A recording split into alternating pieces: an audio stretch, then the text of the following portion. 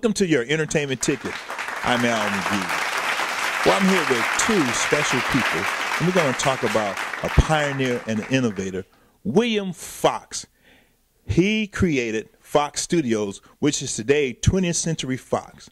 But we're going to talk to Donald and Susan Rossellini. First, let me introduce you, Donald. Say hello, Donald. How are you today? And Susan Fox Rossellini. Good afternoon, Al. All right, you wrote this book about William Fox called The Story of Early Hollywood, 1915 to 1930. Now, researching this information, was it easy, hard? Tell me about this. Extremely tough, because most of the people I would have loved to have talked to, unfortunately, were dead. And we went primarily to sources like newspapers, magazines, unable to talk to someone directly. We talked to children of those that participated in this era, but not the original stuff. And that makes it a little bit tough. I mean, it seemed kind of strange that no one really wrote a lot about William Fox. I mean, he's an innovator, a pioneer in the movie business. I mean, why was that? Why was that, Susan? That's why we wrote the book, because there was not a lot of information out there. And William Fox, who was my great-grandfather, basically was responsible for the creation of the sound-on-film technology that we use today. He, along with Theodore Case and a variety of other innovators, created the technology whereby you put the sound on the same device, the film itself, so that the two, both the action and the sound, are always in sync. Yeah. The other technology back in the early 20s was called Vitaphone, which the most famous picture of that technology was The Jazz Singer, and it was a disc or a record at the same time as the film. And the technology was very archaic to a certain extent, and in the projection of the film, every once in a while it would catch, and they would have to cut and splice to continue the projection. So as a result, after a period of showing the film maybe one or two times, the record would be out of sync with the film. So William Fox in 26 really put the pedal to the metal, as we would say, in creating the technology of sound on film. You know, I read the book, and also in the book, some of the other studios did not want this to happen. They were really against William Fox putting this together, that sound on film technology. Why was that? Well, everyone had a vested interest in silence. They were making money. The market was stable. The market had gone from like 200 producers to maybe 5 major producers. So they were rolling in dough. And like most markets, it's the little guy who comes along and upsets things with the new technology and blindsided everyone. Everyone that was looking at, what was going to happen next. That was one reason. The other reason, I think, for the push to sound was the fact that radio had appeared. Mm-hmm. So for the first time, people could stay home, be entertained, and listen to the radio. And as Susan mentioned, by the time they got to The Jazz Singer in 1927, there was sort of a pent-up idea that, something more was required. Now, try to remember one thing. The silent film was never silent.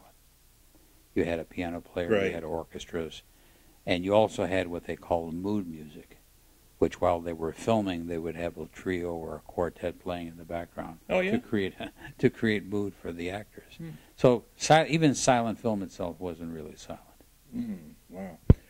Also, Mr. Fox, he had some very famous people in some of his films, like Thea Vera and director Raoul Walsh. Tell us about this, Susan. Tell us a little bit about this.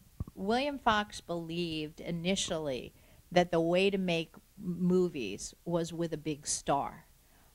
He had Theda Bara, and then when Theda Bara's stars started to wane a little bit, who came to the forefront was Tom Mix. And he was one of the first Western cowboy riding actors. Following him, or about the same time, was Buck Jones. And then there seemed to be an evolution from our research in that William Fox started to realize that stars could only go so far. So he started to bring in big directors, Murnau, Borghese, I think I'm saying that wrong, John Ford, and he also looked for a book, or what they call a story. And that was what then carried he and the company into the kind of the next steps. Mm. Wow, that was fantastic back then. And I bet they had, a lot of issues with locations, things like that, because, first his studio was located in New York, right? New Jersey, actually. New Jersey. It was Fort Lee. In fact, the whole area there was the first Hollywood. And the only reasons they went to California were twofold. One was to get away from Edison's goons, because he controlled the patents. You mean Thomas Edison? Thomas Edison hired goons to get these guys to pay for using his patents. And the second reason, of course, was climate. At first, in fact, some of the films were made in Florida, and some were made in Cuba, and eventually they went to California, where you had virtually 12 months of the year that you could make an outdoor film. The first outdoor film was in Old Arizona, all outdoor Western film, part of the Fox repertoire. That's great. I mean, this guy, he was really smart. But Susan, tell us what happened. Why did they take the studio away from him? I mean, what happened? A variety of circumstances. William Fox decided that Marcus Lowe died, and William Fox decided there were tremendous economies of scales to be realized if he could purchase the Lowe's shares. Which included MGM. Exactly. And so he went about, made a bid, and came to an agreement to buy the Lowe's shares. As part of that, he made some personal guarantees along with that. And he hocked everything, really, to make the acquisition. And so, as a result, in 1929, he was almost killed in a car crash in July. And then the stock market crashed.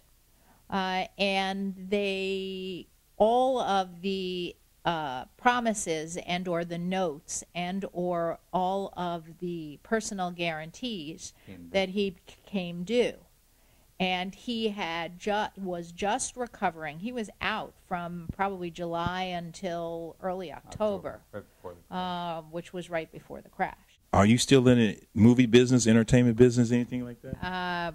Our family got out of the movie business when he did, back in the late 30s. They continued for a little while with an acquisition they had made, which was Mitchell Camera Company, but that was sold when I was a teenager. And so we've been out of the business for many years. This is a great book about William Fox. I want to thank you very much. This is very, very great. I mean, here are a history of the movies, which I really love. I'm glad to be here. I'm glad to do this, too. I really am. Thank you very much. Thank you, Al. We really appreciate your interest. Well, that's it for your entertainment ticket for today. Keep tuning in.